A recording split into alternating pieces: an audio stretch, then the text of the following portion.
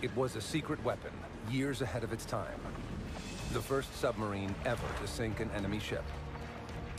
Their stealth warfare in its purest form.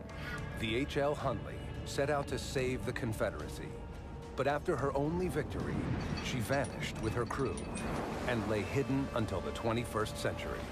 This is a sealed time capsule. It's unlike any other type of shipwreck. Now, after 10 years of investigation, these scientists are about to solve this Civil War mystery. Oh, wow, this is fantastic. Using new forensic evidence, reconstructive modeling, and a ballistics laboratory, they may finally discover what happened to the Hunley and her crew.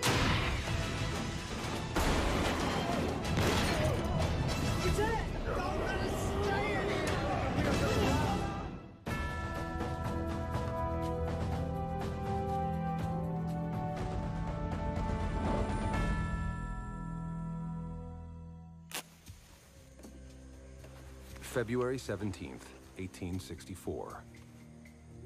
Charleston, South Carolina.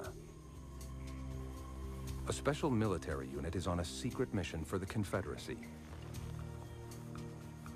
They volunteered to attack a Union warship with a new stealth weapon. It's a submarine. Some consider it the South's last hope. Others call it suicide.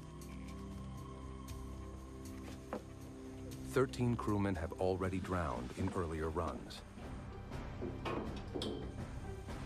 This crew will meet a similar fate, never to return.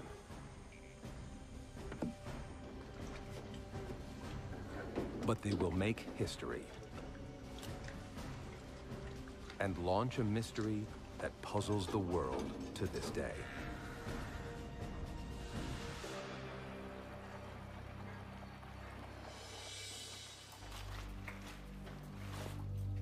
This is Clemson University's Warren Lash Conservation Center in Charleston, South Carolina. It's an advanced lab dedicated to studying and preserving the Confederate submarine Hunley and to unlocking its secrets. We're trying to retell the story of the event, and we're looking at all the clues, just like in a crime scene. There's no black box on the submarine, right? So you have to look at every feature you have available and make them speak. Since 2000, they've excavated 11 tons of material trapped within the sub, searching for evidence that might explain why the Hunley and her crew vanished more than a century ago. It's a unique time capsule as far as shipwrecks go. We have the hull itself, we have their skeletal remains, we have their personal belongings that we need to determine, not only who these men are, but what happened that night. Forensic analysis has already revealed chilling details of the crew's final moments. How did the crew end up just like this? These skeletal injuries are helping to identify the crew. And this cryptic shell surrounding the sub could be hiding scars from enemy fire that may have brought the Hunley down. Something has happened over there that is really dramatic. Until the Hunley was recovered, little was known about the vessel or its crew. Few details of its historic mission are confirmed. We know that 8 men took the vessel roughly 4 miles out to sea to attack northern ships outside Charleston. The 40-foot submarine set its sights on a massive Union battleship, the USS Housatonic.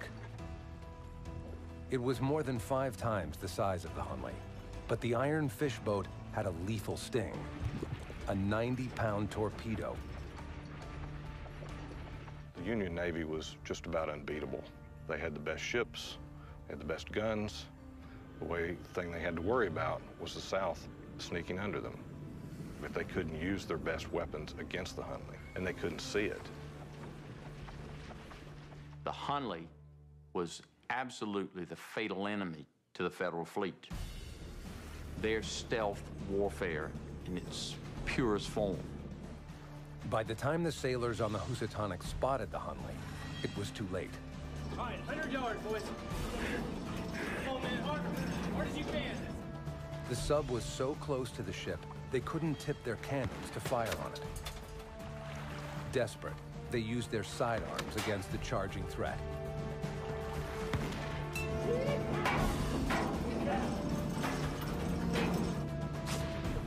After ramming its spar into the ship's hull, the Hunley pulled away, leaving its deadly charge behind. The explosion was devastating.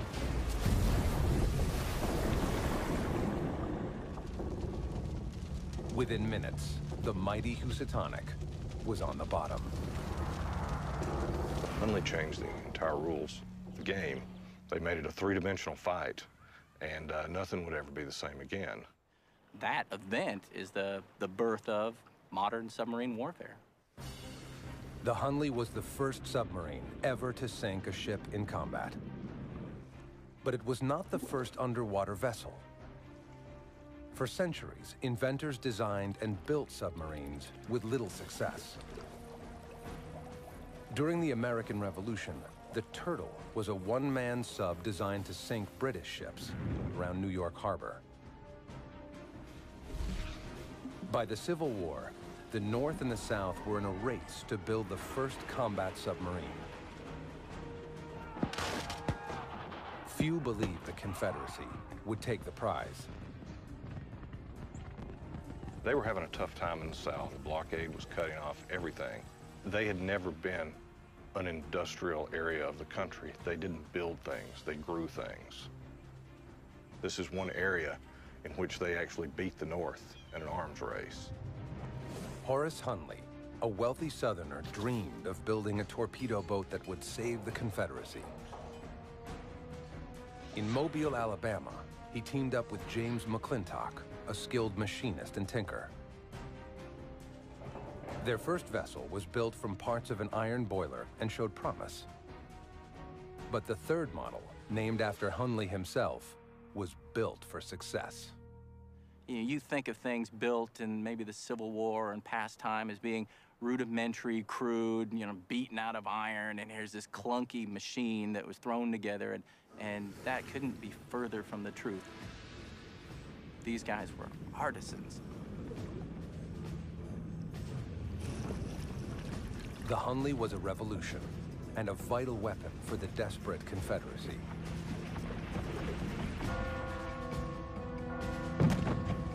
By 1863, Charleston, South Carolina was under siege.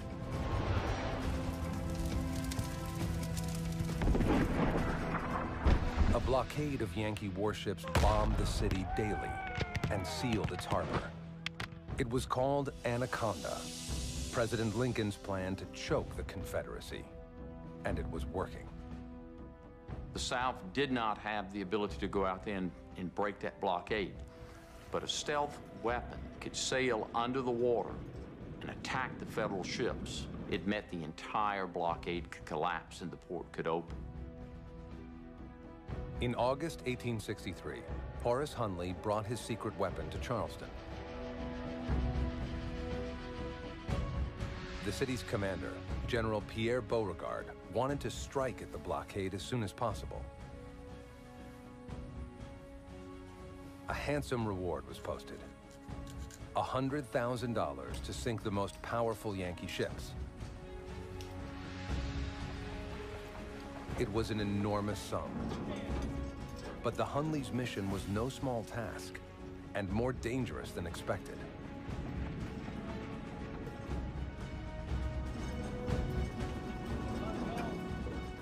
On her last night, history was made, and the mystery was born.